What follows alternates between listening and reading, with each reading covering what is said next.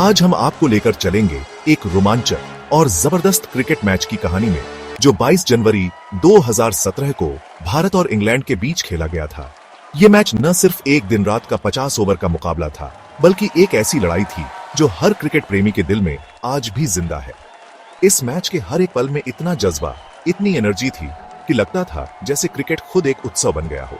भारतीय टीम के कप्तान विराट कोहली ने टॉस जीतकर पहले फील्डिंग का फैसला किया और स्टेडियम भारत माता के नारों से गूंज उठा। सभी भारतीय फैंस अपनी टीम से उम्मीद लगाए बैठे थे कि वो एक और शानदार जीत दिलाएंगे। मैच की शुरुआत हुई और इंग्लैंड की तरफ से जेसन रॉय और सैम बिलिंग्स ओपनिंग करने आए। दोनों की बॉडी लैंग्वेज से ही लग रहा था कि वो किसी भी तरह के प्रेशर में नहीं है। रॉय और बिलिंग्स ने पहले ही ओवर से आक्रामक बैटिंग करना शुरू कर दिया। बॉल स्टेडियम के कोने कोने में दौड़ रही थी और भारतीय गेंदबाजों के चेहरे पर परेशानी दिख रही थी। हर बाउंड्री के साथ इंग्लैंड के फैंस का उत्साह बढ़ता जा रहा था और लग रहा था कि वो भारत के बॉलर्स के सामने अपने प्लान के साथ आए हैं। 17 ओवर तक इंग्लैंड का स्कोर 90 रन तक पहुंच चुका था और लगता था कि यह पार्टनरशिप भारत के लिए खतरनाक हो सकती है। इसी बीच रविंद्र जडेजा ने अपना जादू दिखाया। 18वें ओवर में बिलिंग्स एक रिवर्स स्वीप खेलने की कोशिश करते हैं, लेकिन बॉल उनके बैट के कोने पर लगकर हवा में चली गई और वहां पहले से ही खड़े जसप्रीत बुमराह ने एक जबरदस्त कैच पकड़ा। बिलिंग्स के आउट होते ही भारत के फैंस का उत्साह लौट आया और स्कोर हो गया 98 रन तक पहुंच चुका था। जेसन रॉय, जो एक तरफ से इंग्लैंड की इनिंग्स को संभाल रहे थे, उनकी कॉन्फिडेंट बैटिंग देखकर लगता था कि उन्होंने अपनी स्ट्रेटेजी सेट कर रखी है। लेकिन 20वें ओवर में रविंद्र जडेजा ने एक और ब्रिलियंट डिलीवरी करते हुए रॉय को ट्रैप कर लिया। रॉय कट शॉट खेलना चाहते थे, लेकिन जडेजा की गति और टर्न ने उन्हें छल दिया। बॉल सीधा मिडिल स्टंप पर लगी और रॉय को पवेलियन लौटना पड़ा। स्कोर अब 110 रन था और भारत के सपोर्टर्स अपनी टीम के हर एफर्ट पर तालियां बजा रहे थे। मैच थोड़ा संभलता हुआ दिख रहा था, लेकिन फिर जॉनी बेयरस्टो और इयोन मॉर्गन ने अपनी टीम के लिए एक शानदार साझेदारी बनाई। बेयरस्टो के स्क्वायर कट और मॉर्गन के पुल शॉट्स देखकर लग रहा था कि भारत के गेंदबाजों के लिए मुश्किल अभी खत्म नहीं हुई है। स्टेडियम के हर कोने से चीयर की आवाज आ रही थी, लेकिन भारतीय फैंस अब भी अपनी टीम का हौसला बढ़ा रहे थे। 33 ओवर तक इंग्लैंड का स्कोर 190 तक पहुंच गया था, लेकिन एक बार फिर हार्दिक पांड्या ने अपनी गेंदबाजी से मैच में जान डाल दी। 34वें ओवर में पांड्या ने मॉर्गन का विकेट लेकर भारतीय टीम को एक नई उम्मीद दी। मॉर्गन एक हाफ वॉली को मिड ऑन के ऊपर से मारने की कोशिश में अपना विकेट खो बैठे और बॉल सीधा बुमराह के हाथों में चली गई। स्कोर अब 194 रन 3 विकेट के नुकसान पर था और भारतीय टीम के लिए यह एक बड़ी राहत थी। मॉर्गन के जाने के बाद भी इंग्लैंड के बल्लेबाजों ने अपनी आक्रामकता बनाए रखी। बेन स्टोक्स, जिन्होंने अपनी पारी को बहुत समझदारी से सजाया, ने अंत तक टिककर 57 रन बनाए और नाबाद रहे। इंग्लैंड का फाइनल स्कोर 50 ओवर के बाद 321 रन रहा। यह एक बड़ा टारगेट था, लेकिन भारतीय टीम और फैंस इस आत्मविश्वास के साथ तैयार थे कि उनकी बैटिंग लाइनअप इसे आसानी से चेंज कर लेगी। भारतीय पारी की शुरुआत हुई, लेकिन अजिंक्य रहाणे के लिए मैच का पहला ही ओवर एक बुरा सपना बन गया।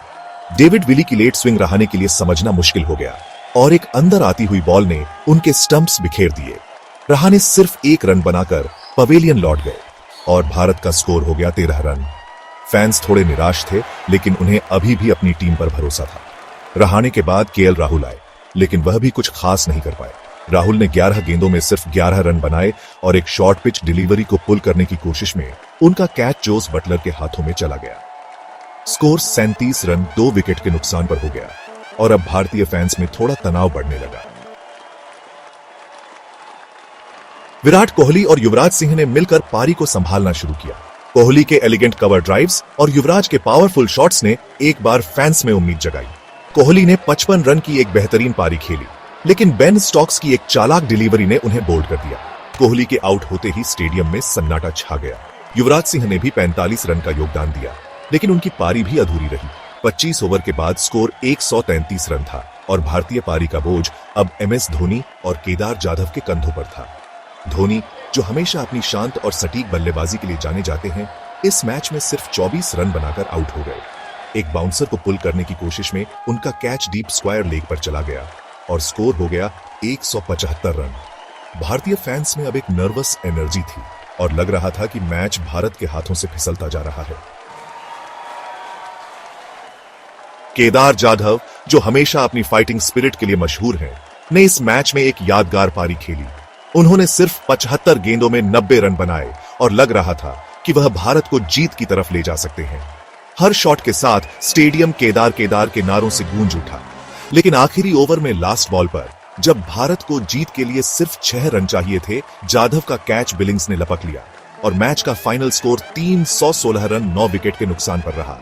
यह मैच सिर्फ एक हार की कहानी नहीं थी, यह एक ऐसी कोशिश की मिसाल थी जिसमें हर खिलाड़ी ने अपना 100% दिया। केदार जाधव के प्रयास और इंग्लैंड के गेंदबाजों की आखिरी ओवर की शानदार गेंदबाजी ने इस मैच को एक ऐसा क्लासिक बना दिया जो क्रिकेट के इतिहास में हमेशा याद रहेगा।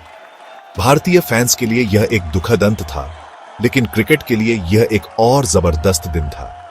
मैच भले ही भारत के लिए जीत में नहीं बदला, लेकिन इसने हमें एक बार फिर दिखा दिया कि क्रिकेट में हर एक गेंद, हर एक रन कितना मायने रखता है।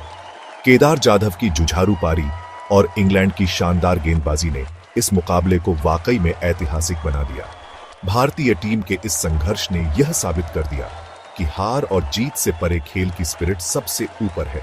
अगर आपको यह वीडियो पसंद आई हो और आप इसी तरह की और भी शानदार क्रिकेट कहानियों को सुनना चाहते हैं, तो हमारे चैनल को सब्सक्राइब करना न भूलें। साथ ही कमेंट सेक्शन में हमें जरूर बताएं कि आपको इस मैच का कौन सा पल सबसे ज्यादा रोमांचक लगा। आपका एक सब्सक्राइब और कमेंट हमें और भी बेहतर कंटेंट लाने के लिए प्रेरित करता है।